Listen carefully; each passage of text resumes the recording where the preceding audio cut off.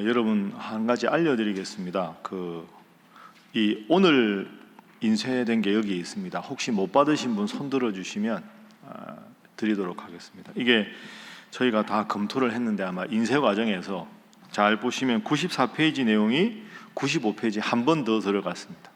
그러니까 다 보고 넘겼는데 아마 인쇄하면서 한 장이 잘못 들어간 것 같습니다. 제가 나눠드린 거 읽도록 하겠습니다. 그리고 온라인으로 함께 하시는 분들은 교회 홈페이지에 올려두었으니까 참고하시기 바랍니다. 여하간에 죄송합니다. 자, 95페이지 새로 나눠드린 거 제가 읽겠습니다. 안식 후 첫날 막달라 마리아가 예수님의 무덤 입구에 돌이 옮겨진 것을 발견하고 제자들에게 그 사실을 알립니다. 이에 베드로를 비롯한 제자들이 달려와서 무덤 안이 텅 빈 것을 확인하고 돌아갑니다. 이후 혼자 텅 빈 무덤에서 울고 있던 막달라 마리아에게 천사들과 부활하신 예수님이 나타나셨고, 마리아는 이 사실을 제자들에게 전합니다. 그날 저녁에 부활하신 예수님께서는 모여있던 제자들 앞에 나타나셨고, 며칠 후에는 의심 많은 도마에게 손의 못자국과 옆구리의 상처를 직접 보여주시며 부활을 확증하십니다. 오늘 이제 20장은 예수님께서 부활하신 장면입니다. 예수님께서 부활하셔서 여인들에게도 나타나시고 두 제자가 확인하고 제자들이 모여있는 곳에 가서 예수님께서 너희에게 평강이 있을지어다 하시고 부활을 알려주시는 그런 장면입니다. 자, 20장 1절 보시지요. 안식 후 첫날. 자, 1절 함께 읽습니다. 시작. 안식 후 첫날 일찍이 아직 어두울 때 막달라 마리아가 무덤에 와서 돌이 무덤에서 옮겨진 것을 보고. 아멘. 예수님 부활하신 날이 언제라고요? 안식 후 첫날. 지금으로 따지면 뭡니까? 주일입니다. 우리가 주일을 지키는 이유가 여기 있습니다. 구약 성경을 보고 안식일을 기억하여 거룩하게 지키라고 했는데 지금 기성교회는 안식일을 지키지 않는다. 고로 기성교회는 구원이 없다. 이렇게 말하는 사람들이 하나님의 교회 이단입니다. 심각한 이단이지요. 제가 주일 예배 설교 시간에 간단하게 좀 알려드릴 텐데요. 다 잘못된 겁니다. 1절 보십시오. 안식 후 첫날에 부활하셨습니다. 예수님께서. 여러분, 이게 이제 미리 말씀드리겠는데 왜 중요하냐 하면 우리가 왜 예수님을 믿어야 합니까? 제가 늘 말씀드리지만 석가모니 가르침도 훌륭하고 공자 가르침도 훌륭하지 않습니까? 그 사람들은 우리가 믿음의 대상이 아닙니다. 스승으로 가르침을 받는 거지 우리가 공자를 믿는다, 석가모니를 믿는다, 믿음의 대상이 아닙니다. 그 구원은 예수님만 주실 수 있거든요. 왜 예수님만 구원자일까요? 부활 때문입니다. 사람이 죽는 것은 다 똑같은 겁니다. 누구든지 죽잖아요. 그런데 예수님을 믿어 구원 얻는 이유는 예수님은 단순한 인간이 아니기 때문이죠. 예수님이 인간이 아니라는 정확한 근거 하나는 부활하셨기 때문입니다. 그러니까 우리가 예수님 믿어 구원 얻을 수 있는 것은 죽은 것은 다 똑같지만 부활하셨기 때문에, 그래서 우리는 예수님을 인간이면서 동시에 신이다 이렇게 말씀합니다. 그럼 우리가 예수 그리스도를 구원자로 믿는 기독교는 안식 후 첫날 예수님이 부활하셨으니까 그 전통을 따라서 주일에 예배를 드리는 거죠. 그래서 1절은 매우 중요합니다. 자, 참고로 알아두시고요. 여인들이 무덤에 가서 보니까 돌무덤에서 옮겨졌습니다. 예수님이 안 계시다. 그래서 2절에 시몬 베드로와 예수께서 사랑하시던 그 다른 제자, 이 제자가 누굴까요? 요한입니다. 근데 요한복음 쓰면서 자기 이름 쓰기도 쑥스럽고 하니까 이렇게 쓴 거죠. 베드로와 요한이 달려갑니다. 자, 달려가서 6절 7절 보시면 5절부터 보죠. 굽으려 세마포 놓인 것을 보았으나 들어가지는 아니하였더니 시몬 베드로는 따라와서 무덤에 들어가 보니 세마포가 놓였고 그 머리를 쌌던 수건은 세마포와 함께 놓이지 않고 딴 곳에 쌌던 대로 놓여 있더라. 자, 그래서 베드로와 요한이 예수님의 부활을 경험합니다. 우리가 그냥 5절, 6절, 7절은 그냥 슥 넘어가는데 잘 보십시오. 6절에 세마포가 놓였고 머리를 쌌던 수건은 세마포와 함께 놓이지 않고 딴 곳에 쌌던 대로 놓여 있더라. 신학자들은 이것을 작은 부활의 증거라고 합니다. 여러분, 상식적으로 이제 예수님 부활한 다음에 바리새인들이나 대제사장들이 예수님 시신을 누가 훔쳐갔다 이렇게 말하잖아요. 훔쳐가면 다른 사람 볼까봐 묻힌 그대로 그냥 빨리 들고 가든지 아니면 급해가지고 막 벗겨내고 가는데 6절 7절을 보면 딱 예수님이 세마포가 있고 수건은 세마포와 함께 있지 않고 딴 곳에 쌌던 그대로 놓여 있었다 하는 것은 이 모든 걸 그냥 몸만 이렇게 아주 신비롭게 탁 빠져나간 광경. 그러니까 누가 봐도 이건 급하게 가져간 게 아니라 이건 기적적인 일이 있었구나라고 보일 수밖에 없는 거죠. 그래서 이건 작은 부활의 증거다 이렇게 말합니다. 근데 여러분 생각해 보면 이걸 경험한 사람이 베드로와 요한이라는 게 참 의미 있지 않습니까? 멋지잖아요. 부럽잖아요. 야, 예수님의 무덤에 들어가서 다른 사람은 이걸 못 봤는데 보잖아요. 그래서 오늘 첫 번째 기도 제목은 부지런히 끝까지 주님을 따르게 하소서 하는 것입니다. 부지런히 주님을 끝까지 따르게 하소서. 믿음이 없든지 시험에 들었든지 두렵든지 간에 어쨌든 이 일이 여인들이 예수님의 시신이 없어요 하니까 쫓아가서 좀 달려가서 보잖아요. 그러니까 이때 이미 뿔뿔이 흩어져 가지고 그냥 이름 없는 곳에 나그네로 가서 예수님 돌아가셨으니까 나도 모르겠다 하고 살았으면 베드로와 요한이 이런 영광이 있었을까요? 물론 이렇게 한 다음에 베드로가 또 어떻게 합니까? 내일 요한복음 21장에 보면 나는 고기 잡으러 가노라. 좀 이해가 안 되죠. 이럴 때는 믿음이 좋아 보였다가 저럴 때는 믿음이 참 약해 보였다가 이렇게 경험해 놓고는 또 예수님이 제자인데 내가 예수님의 부활을 전하겠다 해야 되는데 물고기 잡으러 가는데 또 예수님이 오시거든요. 그러니까 참 제자들 보면 안타까울 때가 많습니다. 잘했다가 못했다가 믿음이 좋았다가 약했다가 그래도 중요한 건 끝까지 함께 한다는 거죠. 그러니까 베드로가 어떻게 됩니까?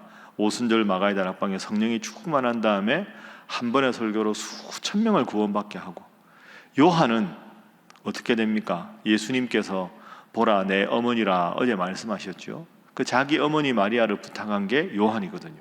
그 요한은 이 마리아를 어머니처럼 모시고 살았기 때문에 아주 장수한 그런 제자가 됩니다. 여러분이나 저나 믿음이 좀 좋았다가 부족했다가 왔다 갔다 하더라도 베드로와 요한이 이 영광을 경험한 것은 그래도 예수님 계신 곳에 가까이 있었기 때문에 두려워했을지라도 끝까지 부지런히 믿음 생활하면 우리가 생각지 못하는 이런 기쁨을 주님 주시는 것 기억하고 우직하게 끝까지 주님 잘 믿어 큰 기쁨과 은혜를 체험하는 여러분 되시기를 주님 이름으로 축복합니다. 자, 이제 그렇게 하고는 막달라 마리아에게도 예수님 나타나시고, 자, 19절부터 보면 이제 예수님께서 제자들이 모여 있을 때 나타나십니다. 자, 19절 함께 읽어보겠습니다. 시작.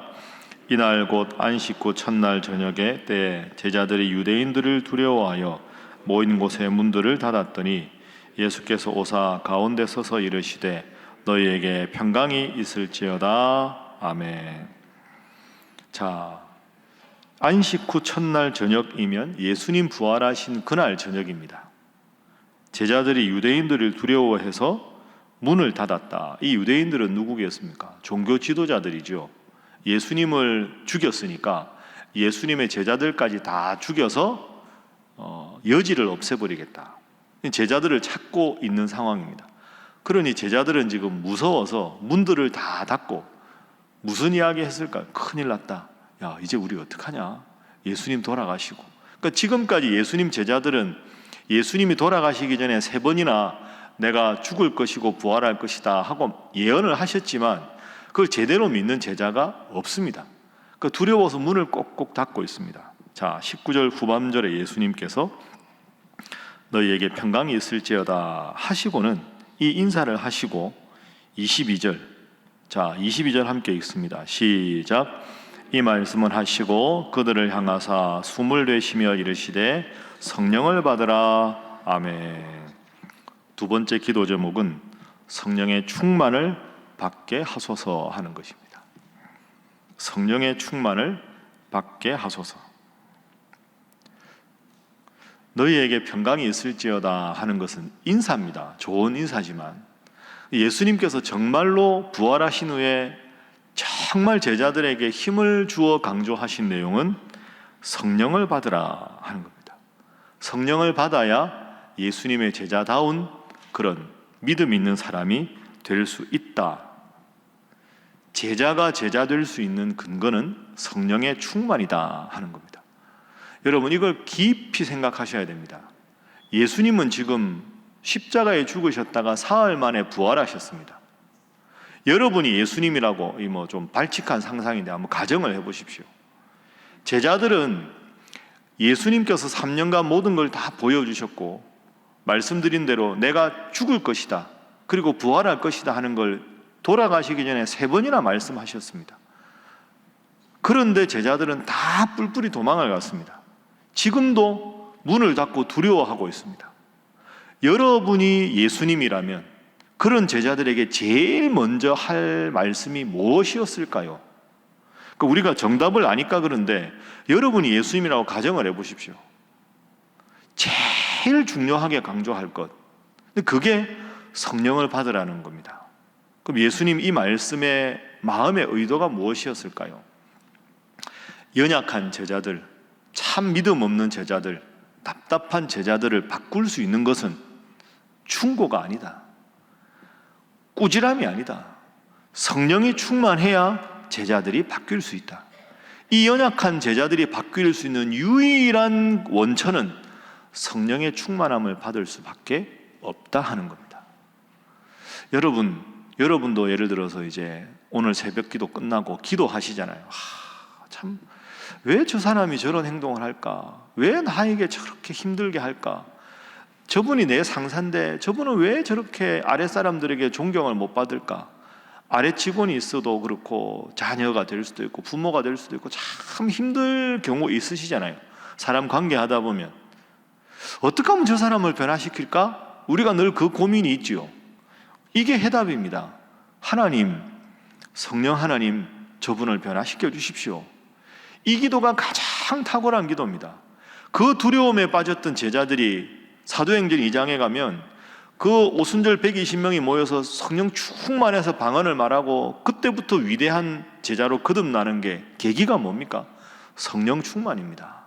이 말은 인간적인 노력이나 인간적인 조언이나 인간적인 하소연으로 사람을 바꾸는 것은 한계가 있다는 거죠.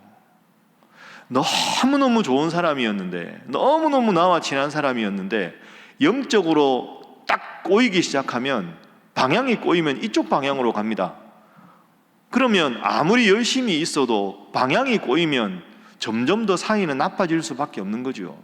주님께서 마음을 변화시켜 주시고 주님께서 생각을 변화시켜 주셔야 한다. 그런 의미에서 성령의 충만입니다.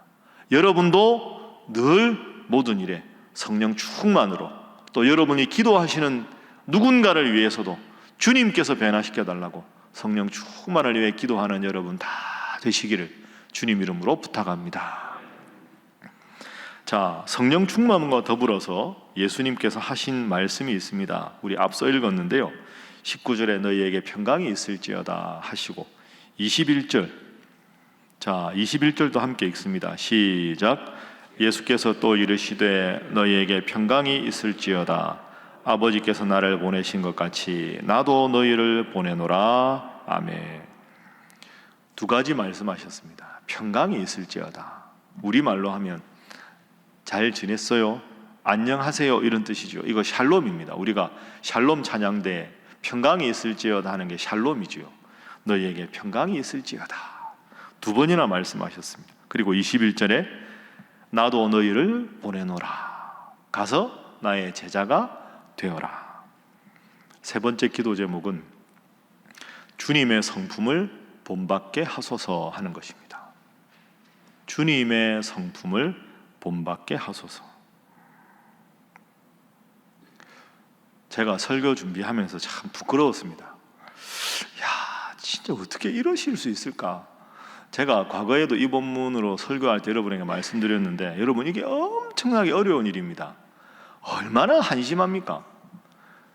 무리도 아니고 제자들인데, 그리고 예수님이 부활한 그날 가셨는데 문을 꼭 닫고 다들 벌벌 떨고 두려워하고 있습니다.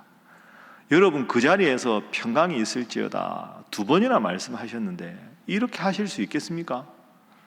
버럭 고함이라도 한번 지르고, 아이고, 내가 너희들을 제자라고 내가 진짜 아이고 답답하다, 다 나가라, 제자들 새로 모아야 되겠다, 뭐 이러실 수도 있는 거 아닙니까?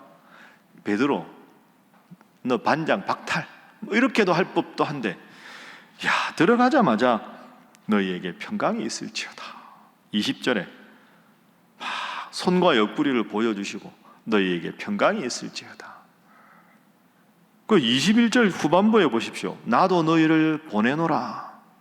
보낼 상황이 아닙니다. 이렇게 믿음 없는 사람들을 보내서 무슨 일이 있겠습니까? 상식적으로, 논리적으로. 근데 예수님은 그 답답한 제자들에게 평강이 있을지어다. 아버지가 나를 보냈으니 나도 너희를 보내겠다. 아, 이게 보낼 자격이 없지 않습니까? 보낼 상황이 아닙니다. 이렇게 믿음이 없는 사람들 보내서 더 큰일 날 것 같지 않습니까? 그런데 보냅니다. 그리고는 성령의 충만을 받으라 하시고는 한마디도 꾸짖지 않습니다. 한마디 하실 법도 한데 안 하십니다. 그리고 23절, 자 23절도 함께 읽습니다. 시작. 너희가 누구의 죄든지 사하면 사하여질 것이요 누구의 죄든지 그대로 두면 그대로 있으리라 하시니라. 아멘. 왜 이 말씀을 하셨을까요? 내가 너희를 용서한다, 이 말씀 아닙니까? 샬롬 이야기하시고 손하고 옆구리 다 보여주시고 성령 받으라, 내가 너희를 용서한다. 나그네 외투를 벗기는 것이 이솝우화에 보면 아주 차가운 북풍이 아니라 따뜻한 태양빛을 했을 때 나그네가 외투를 벗지 않습니까? 예수님의 전형적인 방법입니다.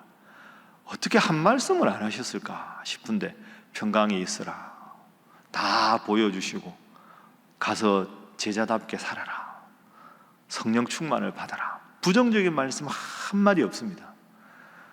답답할 법도 한데 예수님 마음은 이런 마음 아니셨을까요? 그래, 내가 안다. 너희들 부족한 것도 알고 내가 참 답답한 거 아는데 내가 3년간 보여줬는데 내가 또 한마디 한다고 너희들이 바뀌겠냐?